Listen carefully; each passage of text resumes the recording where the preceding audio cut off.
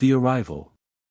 The massive viewscreen aboard the EDS Intrepid flickered to life, displaying what could only be described as the galaxy's most impressive traffic jam.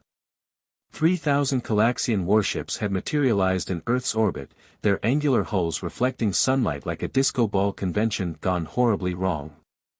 Admiral Blake Reynolds stood at his command station, coffee mug frozen halfway to his lips. "Well," he drawled, "looks like someone forgot to RSVP to the party." The bridge crew maintained their professional composure, though a few snickers escaped. They'd been expecting something like this for months, just not quite so theatrical. "Admiral," Lieutenant Rosa Park called from her communication station, her fingers dancing across the holographic interface, "we're receiving a transmission from their flagship, the, She squinted at her display. "The Unstoppable Dominion." Unstoppable Dominion.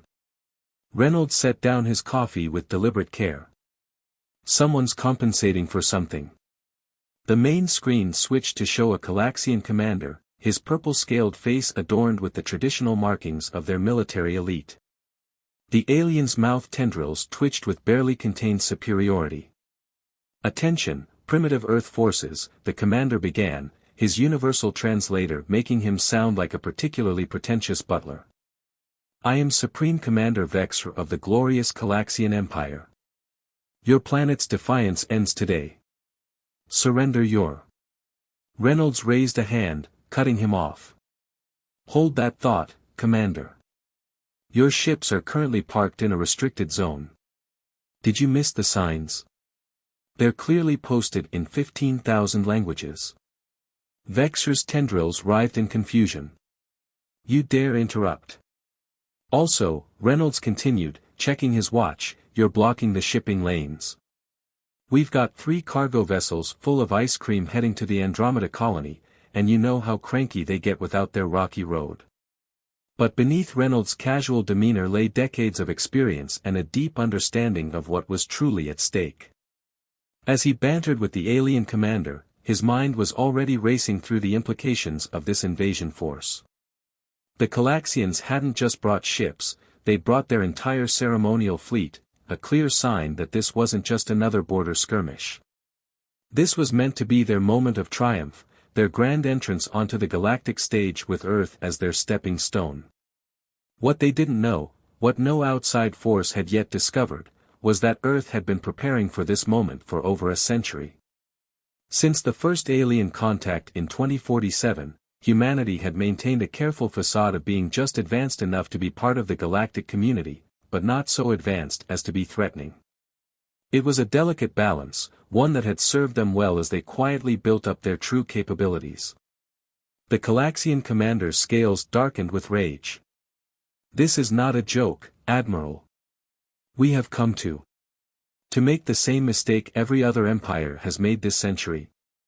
Reynolds smiled, but it didn't reach his eyes. "You know, there's a betting pool in the officers' mess about which alien civilization would be next to try this. I had my money on the Zenari. Now I owe Captain Chen 20 credits." Vexr slammed his fist down. "Enough. You have 1 planetary rotation to submit to our authority, or we will demonstrate the true power of the Kalaxian Empire." The transmission cut off abruptly, leaving the bridge in momentary silence. "Well," Reynolds sighed, picking up his coffee again, "that was certainly dramatic. Lieutenant Park, please inform Defense Command that our unwanted guests have arrived. And someone wake up General Chen, she'll want to collect her betting money before we have to blow up another alien armada." As the crew carried out his orders, Reynolds stared at the assembled Kalaxian fleet. They had no idea what they'd just started, or rather, what they'd just ended. Earth had been playing nice for far too long, and some lessons could only be taught the hard way. The emergency operations center beneath Mount Rushmore buzzed with controlled chaos as Earth's defense leaders filed into the titanium-reinforced chamber. The room, despite its underground location, somehow managed to feel both claustrophobic and unnecessarily vast at the same time. General Mei Chen stood at the head of the obsidian conference table, her poker face firmly in place as she collected credit chips from various losing bettors. Thank you for your contributions to the which alien empire will try to invade us next fund, ladies and gentlemen. Admiral Reynolds slumped into his chair, sliding a credit chip across the table. You know, Maya, sometimes I think you have inside information. I just understand stupid better than most people, Chen replied with a shrug. Now, shall we discuss our uninvited guests? Commander Tessa Martinez stepped forward, her quantum tablet projecting a holographic display above the table. The Kalaxians have been busy little bees, she announced, her voice carrying a hint of amusement. In the past 3 months, they've violated our border treaties 47 times, attempted to plant surveillance devices on 17 of our colonies, and tried to hack our defense networks approximately 2,400,002 times. How'd that work out for them? Colonel Jack Harper asked, feet propped on the table. Martinez grinned. Remember those fake defense plans we planted in the quantum network? The ones about our fleet being powered by hamster wheels and rubber bands? Laughter rippled through the room. They believed every word, she continued, flicking through more holographic displays. But here's the interesting part, their fleet formations suggest they think they found our weakness. According to their calculations, Earth's defensive capabilities are limited to what they've observed in our public demonstrations. The room grew quiet as Martinez's holographic display shifted to show a massive underground facility, Project Nova Dawn. It was humanity's best-kept secret, a technological advancement that would forever change the balance of power in the galaxy. The facility stretched for kilometers beneath the surface of the moon, hidden from prying eyes and scanning technology. While they were busy watching our hamster wheels, Martinez said, her expression growing serious, the final phase of Project Nova Dawn reached completion. The question now isn't whether we can defend ourselves, it's how much of a statement we want to make. Reynolds leaned forward, his earlier jovial demeanor replaced by the calculated focus of a veteran commander. The Kalaxians aren't just testing our borders, they're testing the entire concept of Earth's sovereignty.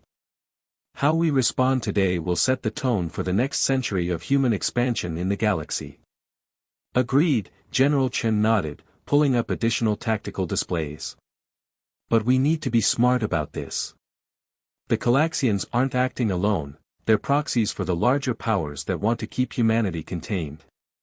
The Arcturian Collective, the Zhuilian Confederation, they're all watching to see how this plays out. The holographic display shifted again, showing a complex network of political and military alliances spanning the galaxy. Earth sat at the center, surrounded by various alien civilizations, each with their own agenda regarding humanity's growing influence. Then perhaps, Reynolds suggested, a glint in his eye, it's time we showed them exactly what they're dealing with. Not just the Kalaxians, but all of them. No more hiding, no more playing the primitive species barely worth noticing. General Chen's lips curved into a slight smile. I was hoping you'd say that. Commander Martinez, initiate Protocol Omega. It's time to wake up our sleeping giants. As the command center erupted into activity, Reynolds couldn't help but feel a mixture of anticipation and regret. Humanity had worked hard to maintain peace, to build bridges rather than walls. But sometimes, the only way to ensure lasting peace was to demonstrate the terrible cost of war. The Kalaxians had given them the perfect opportunity to reshape the galaxy's understanding of Earth's capabilities. By tomorrow, the name Earth would no longer be synonymous with emerging civilization. Instead, it would become a warning, a reminder that appearances can be deceiving, and that underestimating humanity was the last mistake any empire should make. As the defense leaders began formulating their response, the massive Kalaxian fleet continued their intimidating display in Earth's orbit, unaware that they were about to become an object lesson in the dangers of hubris. The next 24 hours would change the course of galactic history, and humanity would finally step out of the shadows it had carefully maintained for over a century. The first move in this cosmic chess game had been made. Now it was Earth's turn to show its hand, and the galaxy would never be the same. The deception. Deep beneath the lunar surface, in a chamber that officially didn't exist, Dr. Sarah Chin Martinez watched as Project Nova Dawn hummed to life. The massive quantum computing core pulsed with an ethereal blue light, its crystalline structure stretching toward the cavern's ceiling like a forest of luminescent stalactites. Each crystal contained enough processing power to run a small planet's worth of systems, and there were thousands of them. "Status report," she commanded, her voice steady despite the weight of the moment. Her team of quantum engineers worked at their stations, their fingers dancing across holographic interfaces as they initiated the wake-up sequence. Dr. James O'Neill, her second in command, looked up from his console with barely contained excitement. "All systems are nominal, Director. The quantum entanglement network is stable, and the AI cores are coming online exactly as predicted. We're ready to execute Protocol Omega on your command." Sarah nodded, trying to ignore the fact that the woman who had ordered Protocol Omega's activation, General Chen, was her mother-in-law. Family dynamics could wait. Right now, they had a galaxy to shock into submission. "Begin the synchronized activation sequence," she ordered. "And someone get me a secure line to the Defense Council. They need to see this." As her team worked, Sarah's mind drifted to the beginning of Project Nova Dawn, nearly 30 years ago. She had been just a graduate student then, working on what seemed like an impossible theory, using quantum entanglement not just for communication, but for direct manipulation of matter at a distance. The scientific community had called it impossible. The military had called it revolutionary. The politicians had called it dangerous. They were all right. Above them, in Earth's orbit, the Kalaxian fleet maintained their threatening posture, completely unaware that their ship's quantum signatures were already being mapped and analyzed by Nova Dawn's sensors. Each vessel was being tagged, categorized, and prepared for what was to come. In the Mount Rushmore Command Center, Admiral Reynolds watched the lunar facility's activation through a secure quantum feed. The holographic display showed the project's true scope for the first time, not just one facility, but a network of them, spread throughout the solar system and linked through quantum entanglement. "My God," Colonel Harper whispered, his usual bravado replaced by genuine awe. "How long have we had this capability?" "The infrastructure has been in place for 15 years, General Chen answered, her eyes fixed on the display. "But the final integration only completed last month. The Kalaxians couldn't have picked a better time to test our patience." Commander Martinez's tablet chimed with an incoming transmission. "Director Chin Martinez reports all systems are go. Nova Dawn is fully operational." Reynolds allowed himself a small smile. "Then let's give our visitors a proper Earth welcome. Begin Phase 1. Across the solar system, hidden quantum sensors began their work. The technology was elegant in its simplicity. By manipulating quantum states at a distance, they could affect any system that relied on quantum mechanics to function. In other words, every piece of advanced technology in existence. In high orbit, aboard the unstoppable Dominion, Supreme Commander Vexor was growing increasingly frustrated. The humans' casual dismissal of his ultimatum was bad enough, but now his crew was reporting strange equipment malfunctions throughout the fleet. "What do you mean, the weapons won't respond?" he demanded, his tendrils writhing with agitation. "Run a diagnostic." His weapons officer, a veteran of 3 campaigns, looked up with confusion evident in his compound eyes. "Sir, according to the diagnostics, our weapons are perfectly functional. They just won't fire. It's as if they're being held in quantum stasis." "Impossible." Vexor slammed his fist on his command chair. "No species has that level of quantum control. Especially not these humans with their primitive nuclear weapons and their hamster wheels." A communication officer interrupted his rant. "Supreme Commander, we're receiving a transmission from the Earth ship. Audio only." "Put it through," Vexor growled. Admiral Reynolds' voice filled the bridge, carrying the same casual tone as before, but now with an underlying edge of steel. "Having some technical difficulties, Commander. I'd be happy to send over a maintenance crew. They're quite good with hamster wheels." What have you done? Vexor demanded. Oh, nothing much. Just giving you a small demonstration of why it's important to read the warning signs. You know, the ones about restricted zones. They're there for a reason. Before Vexor could respond, his ship's artificial gravity flickered and died, leaving the entire bridge crew floating helplessly in zero-G. Similar reports began flooding in from across the fleet, gravity systems, weapons, shields, all offline or acting erratically. Back in the lunar facility, Sarah watched the chaos unfold through Nova Dawn's quantum sensors. The project was performing even better than their simulations had predicted. Each quantum crystal in the facility was perfectly synchronized, allowing them to reach out and tickle the quantum states of any technology they chose. Director, one of her engineers called out, the Kalaxians are attempting to engage their quantum drives. Should we let them retreat? Sarah checked her orders, then shook her head. Negative. Protocol Omega requires a more memorable lesson. Initiate Phase 2. Throughout the solar system, hidden quantum relays activated. The technology that humanity had carefully concealed for decades revealed itself in a display of precision and power that would have been impossible to believe just hours ago. Massive structures emerged from within gas giants, where they had been hiding in plain sight. Orbital platforms shifted out of quantum phase, becoming visible for the first time.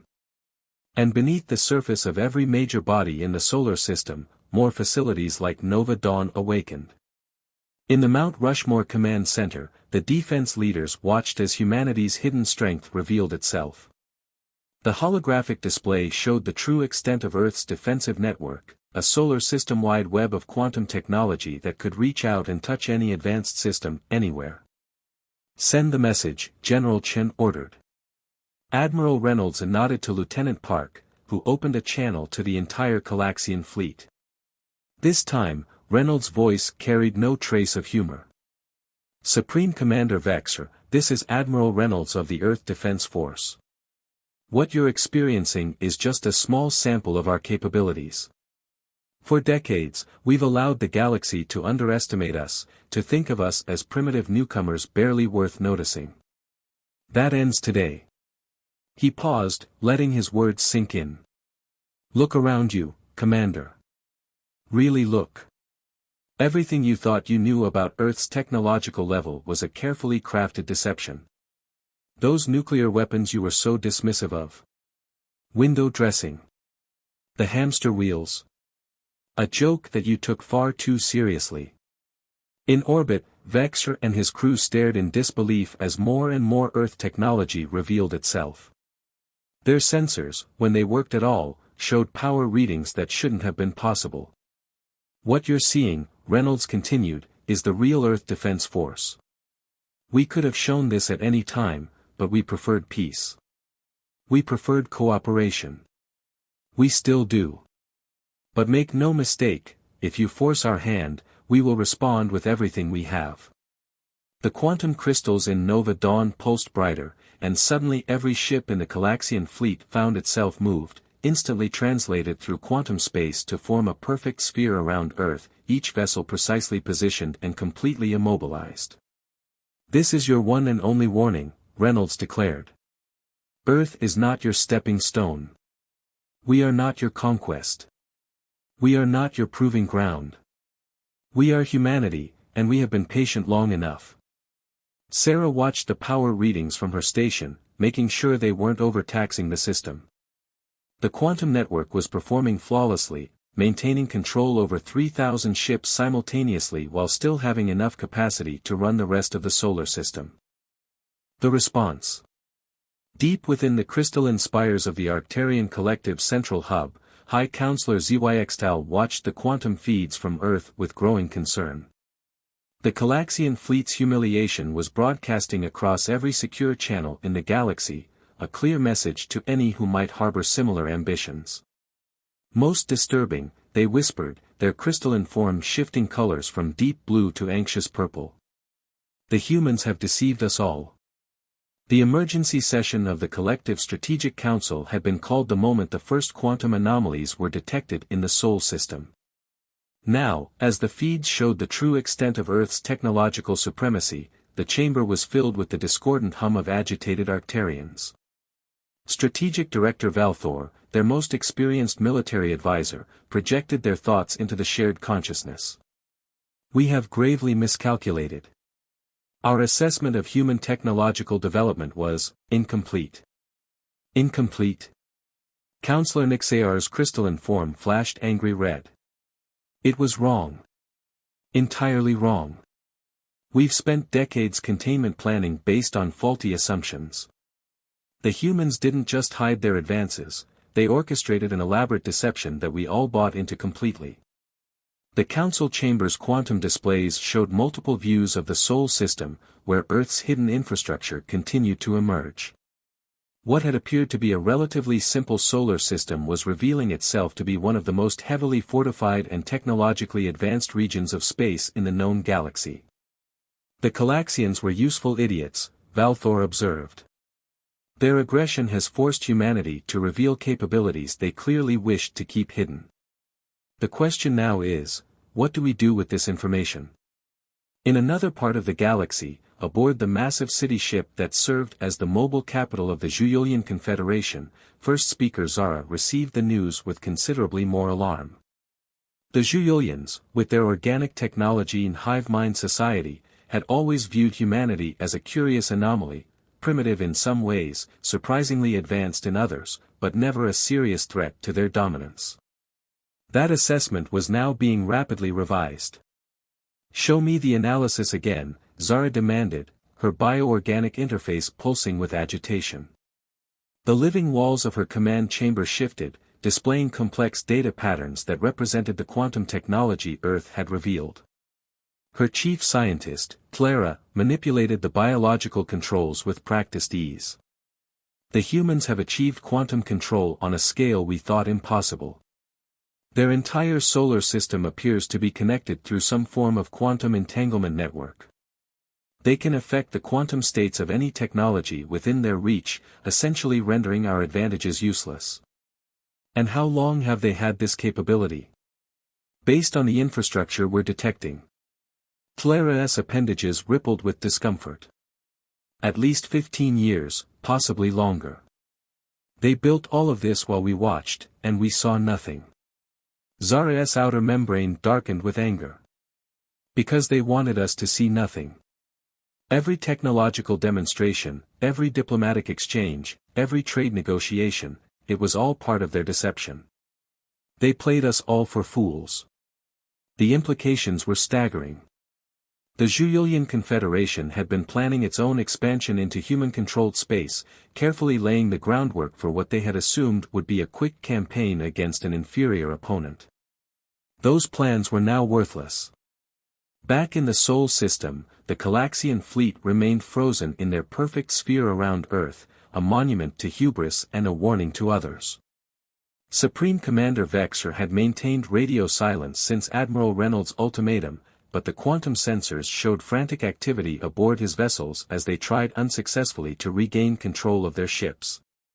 In the depths of space, near the boundary of human-controlled territory, Captain Marcus Zhang of the Earth Defense Force long-range patrol vessel Horizon watched his quantum feeds with satisfaction. His ship, officially listed as a simple border patrol craft, was actually one of Earth's most advanced quantum intelligence gatherers. Now, with the deception revealed, he could finally drop the act. "Sir," his sensor officer called out, "we're detecting multiple quantum signatures at the edge of our range. Non-human vessels, trying to stay hidden." Zhang smiled. "Observer ships from the other powers, no doubt. Coming to see if what they're hearing is true." He straightened in his command chair. "Well, let's not disappoint them. Disengage the quantum camouflage. Let them see what a simple patrol boat really looks like." The Horizon's outer hull shimmed as layers of quantum technology revealed themselves. What had appeared to be a modest vessel of a few hundred meters in length expanded to its true size, a kilometer-long masterpiece of human engineering, bristling with technology that had been hidden in quantum phase. "Multiple quantum spikes detected," the sensor officer reported. The observer ships are powering up their drives. They appear to be retreating. Can't blame them, Zhang mused. Their entire understanding of the balance of power just shifted. Send a tight beam transmission to command. Tell them Phase 3 is ready to begin on their mark. Throughout human space, similar scenes were playing out. Ships, stations, and colonies that had maintained careful facades of minimal technology were revealing their true nature. The quantum network that connected them all hummed with power, ready to defend human interests across hundreds of light years. In diplomatic offices across the galaxy, ambassadors from various species were frantically trying to understand what this meant for their civilizations. The humans, it seemed, had been playing a very long game, and playing it expertly. The Arcturian Collective Strategic Council reached a decision. High Counselor Zyxtal opened communications with Earth's diplomatic corps, their crystalline form now a careful neutral blue.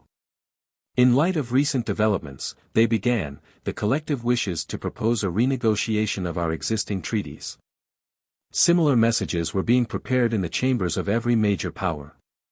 The galaxy was rapidly realizing that they needed to reassess their relationship with humanity.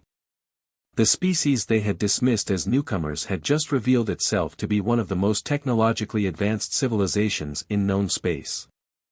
The message was clear: humanity had been patient, had played along with being underestimated, had absorbed the subtle insults and not-so-subtle attempts at containment.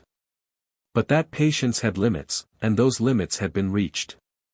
The galaxy would never look at Earth the same way again.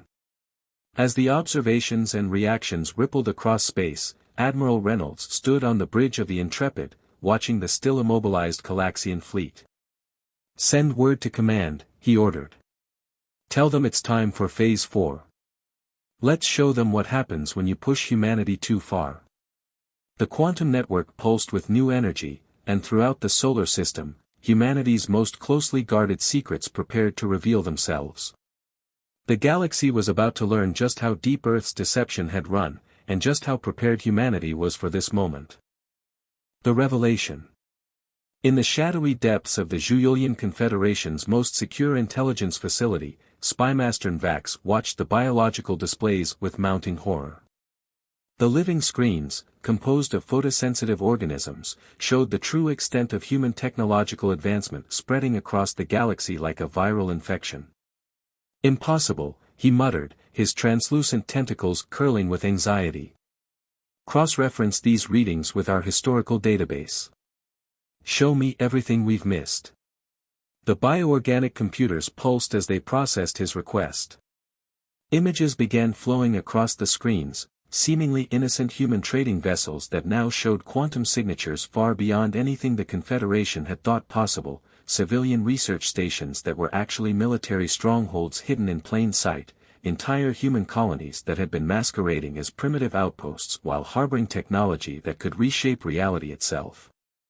His second-in-command, Clara, emerged from her meditation pool, her bioluminescent patterns displaying patterns of deep concern. "The deception goes deeper than we imagined, Spymaster. We've found evidence that humans have been manipulating quantum states to alter our very perception of their capabilities. They didn't just hide their technology, they made us see exactly what they wanted us to see." In another sector of space, aboard the massive Arcturian crystalline fortress world Symmetry's Edge, war strategist Zyxtal received the quantum feeds with growing respect. Unlike many of his peers who reacted with fear or anger to humanity's revelation, he found himself admiring the sheer audacity of their deception. A masterwork of strategic planning, he mused, his crystalline form shimmering with intellectual excitement. They didn't just fool us about their technology, they fooled us about their very nature as a species.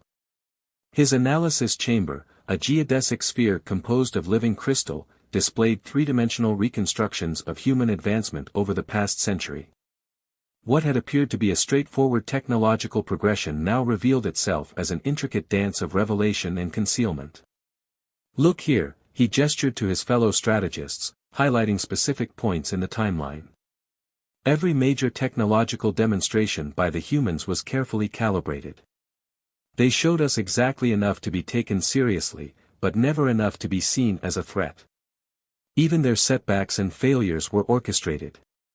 In the Kalaxian Empire's capital, the High Council was in chaos.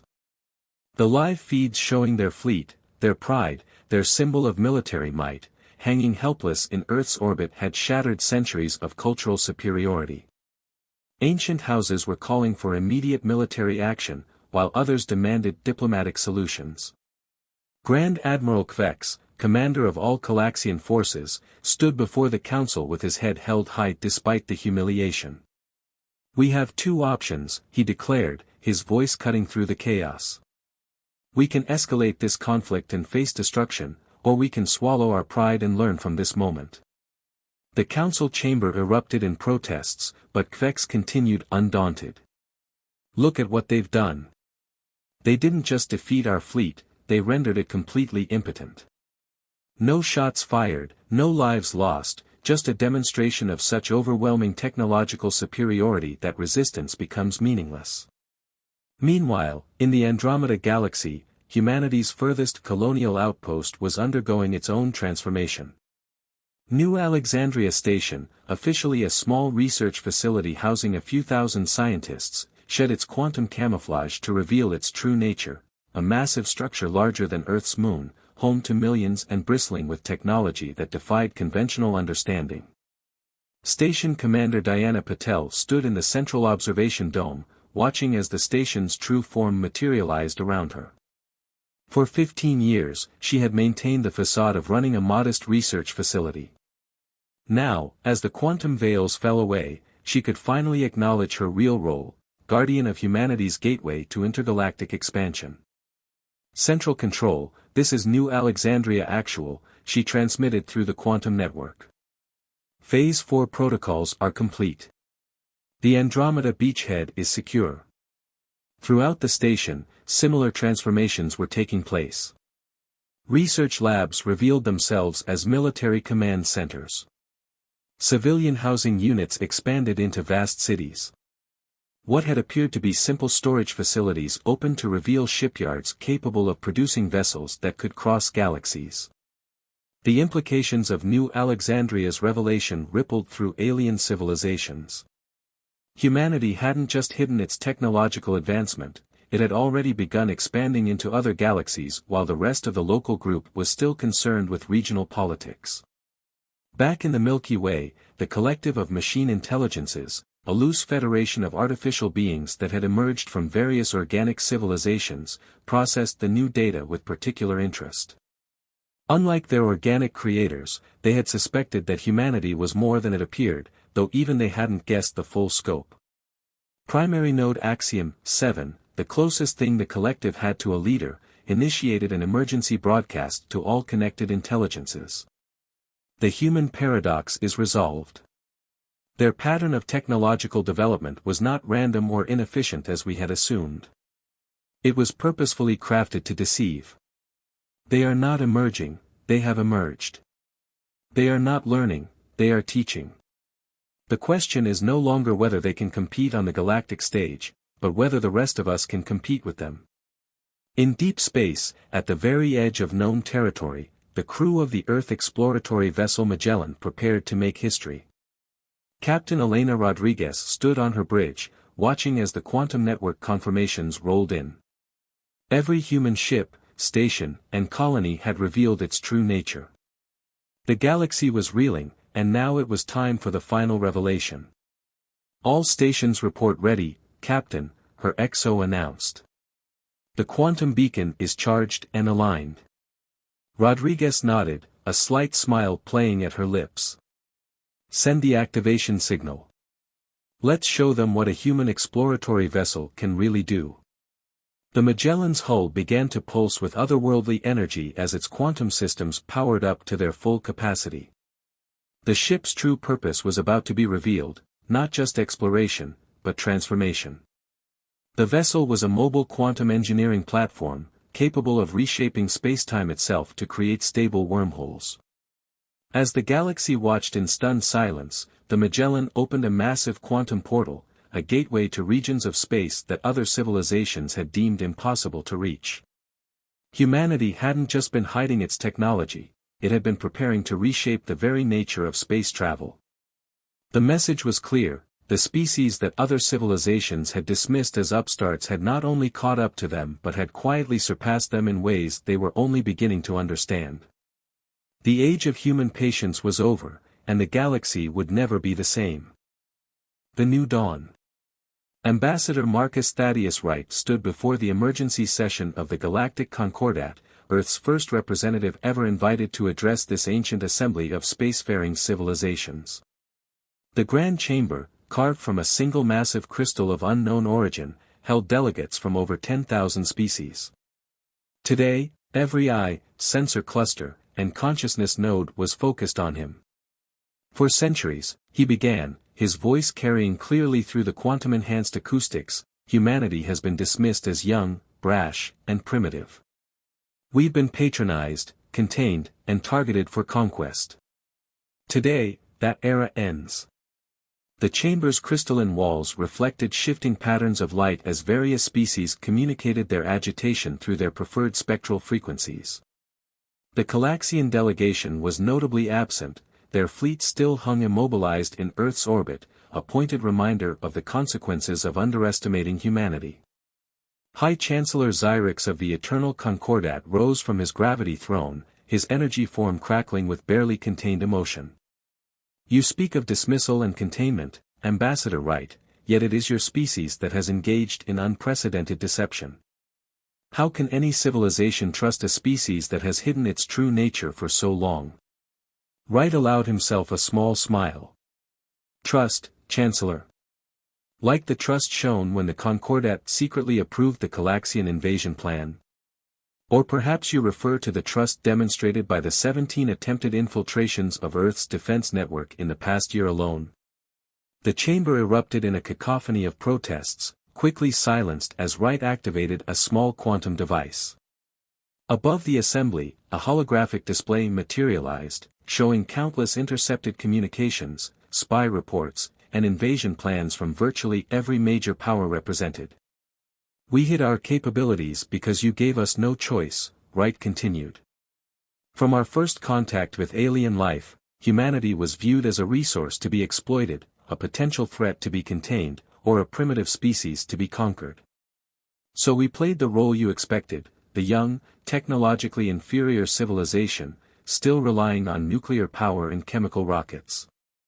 In the depths of space, beyond the edge of charted territory, Fleet Admiral Jasmine Kane watched the proceedings through quantum feed aboard her flagship, the EDS Prometheus. Her vessel, like Wright's revelations, represented humanity's true capabilities, a ship the size of a small moon, powered by technology that the rest of the galaxy had deemed theoretical.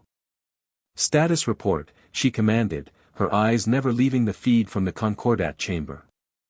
Her executive officer, Commander David Chen, consulted his quantum interface. All fleet elements report ready, Admiral. The quantum network is fully operational across all targeted galaxies. We can begin Phase 5 on your order. Kane nodded, her expression thoughtful. For decades, humanity had prepared for this moment, the revelation not just of their technological superiority, but of their true ambitions. The quantum network that other species had just discovered in their solar system. It was merely a node in a vast web that already stretched across multiple galaxies. In the Concordat chamber, Wright was approaching the crux of his address. Today, we offer the galaxy a choice. Not an ultimatum, not a threat, but a genuine opportunity for a new kind of cooperation. He activated another display, this one showing the vast network of quantum gateways that humanity had secretly constructed. These gateways can revolutionize travel between galaxies, make possible what your scientists deemed impossible. We offer to share this technology, along with others, under a new framework of genuine cooperation and mutual respect. The chamber filled with murmurs and electromagnetic pulses as the delegates processed this offer. The Arcturian representative's crystalline form shifted through a rainbow of colors before stabilizing on a thoughtful blue. And if we refuse? Then nothing changes, Wright replied simply. Earth and human space remain protected by technology you cannot counter, and we continue our expansion into other galaxies. But you would miss the opportunity to be part of something unprecedented, a true galactic partnership of equals. In the Julian core worlds, Supreme Matriarch Sol received the quantum transmission of right speech with growing understanding. Her species had always prided themselves on their biological technology, their ability to merge organic and artificial. Now she recognized that humanity had achieved something far more profound. They had found ways to manipulate the fundamental forces of reality itself. Contact the human ambassador, she commanded her neural interface. The Julian Confederation wishes to be among the first to accept this new partnership. Similar decisions were being made across the galaxy as various species and civilizations calculated their options. The humans had not just revealed superior technology, they had demonstrated a level of strategic planning and patience that commanded respect. Aboard the Prometheus, Admiral Kane received the first wave of diplomatic responses. It appears the galaxy is choosing wisdom over pride, she observed. Initiate final protocol. Let's show them exactly what a partnership with humanity means. Throughout known space, quantum gateways began to activate. Not just the ones humanity had revealed, but thousands more, hidden in quantum phase until this moment. Each gateway opened to new galaxies, new possibilities, new frontiers that no one had thought possible to reach. In the Andromeda Galaxy, quantum archaeologist Dr. Miguel Santos led his team through the ruins of an ancient civilization, one that had achieved quantum mastery long before any known species. His true mission, hidden until now, had been to unlock their secrets and combine them with human innovation. Send word to Earth, he transmitted through the quantum network. The legacy protocol is ready. We can begin the restoration. The galaxy was about to learn that humanity's quantum technology wasn't just about power or control, it was about restoration, about bringing back worlds thought lost to time, about healing the scars that countless wars had left on the fabric of spacetime itself. As Ambassador Wright concluded his address to the Concordat, he shared one final revelation. The choice before you isn't just about technology or power. It's about vision. Humanity didn't develop these capabilities to dominate, but to explore. We didn't hide our strength out of fear, but out of hope, hope that when the time came, the galaxy would be ready for what we had discovered. The quantum network pulsed with new energy as humanity's final secrets were revealed. The galaxy that had dismissed them as primitives was about to witness the birth of a new era, one where the boundaries between possible and impossible were redrawn by human ingenuity and determination. The last warning had been delivered. The deception was over. And as the quantum gateways blazed with light across 1,000 galaxies, the truth became clear: humanity had never been emerging into the galactic community, they had been waiting for the galaxy to catch up to them.